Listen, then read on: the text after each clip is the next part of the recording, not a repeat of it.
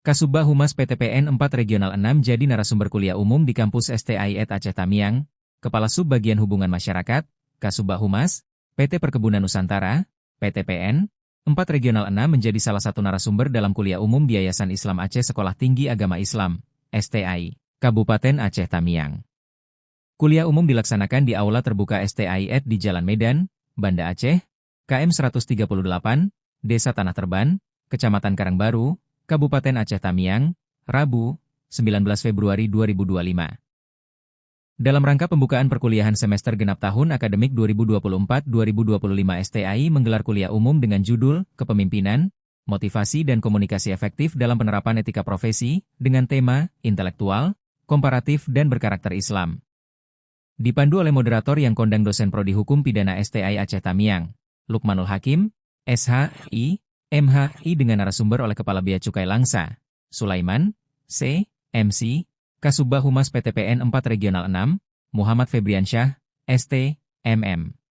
Kasubag Humas PTPN 4 Regional 6, Muhammad Febriansyah, ST, MM. Sebelum masuk materi pokok menyampaikan profil karir di PTPN Group dan demografi PTN 4 Regional 6. Pembahasan kuliah umum lebih diskusi tentang komunikasi publik, komunikasi massa, komunikasi krisis dan media handling, ujar Kabag Humas.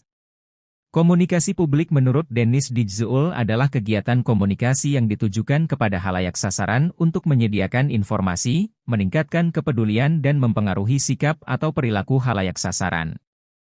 Komunikasi publik harus memiliki dua keterampilan, berbicara dan menulis dan memiliki elemen, informasi, komunikator, media, komunikan, alat ukur, sedangkan sifat komunikasi publik konsisten, formal dan berorientasi pada tujuan, ucap Febri sapaan keseharian Kabag Humas PTPN 4 Regional 6. Komunikasi massa yaitu, setiap bentuk komunikasi yang menyampaikan pernyataan secara terbuka melalui media penyebaran secara tidak langsung dan satu arah kepada publik yang tersebar.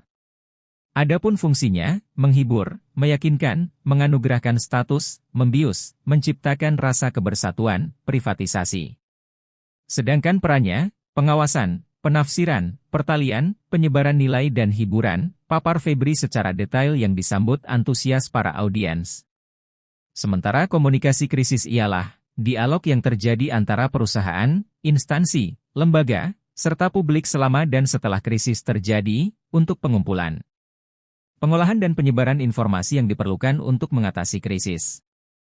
Untuk memberikan penjelasan, klarifikasi, atau konfirmasi versi lembaga, instansi atau perusahaan terhadap krisis yang terjadi minimal 40 menit, maksimal 12 jam dengan menggunakan prinsip dasar, respon segera, pesan terbuka dan jujur atau transparan, terang Febri secara lugas. Elemen komunikasi krisis terbagi dari komunikasi publik, juru bicara, keadaan, pusat media dan informasi, terbuka, fakta dan data. Penting kita lakukan saat krisis terjadi, seperti pahami situasi, bentuk tim krisis, tunjuk juru bicara, jujur dan transparan, tutur Febri di depan para peserta kuliah umum. Sedangkan media handling, bagian penting dari pekerjaan kehumasan dengan tujuan melayani, menangani, atau mengatasi media harus utama, baik media cetak maupun elektronik, serta mengelola media internal seperti website dan media sosial. Dengan perlu diperhatikan dan memahami dunia media, cara kerja, agenda setting dan framing, dan memiliki keterampilan bicara seperti menjawab wartawan, melakukan jumpa pers, membina hubungan baik dengan media, serta keterampilan menulis yaitu membuat rilis, mengelola website, membuat konten media sosial, tegas Febri. Bekal penting, cara kerja dan cara pikir media, agenda setting dan framing, angle, deadline, tips media handling, tenang dan profesional, hindari kata off the record, merekam pembicaraan atau foto, kumpulkan data sebanyak-banyaknya, ungkap Febriansyah dalam mengakhiri materinya.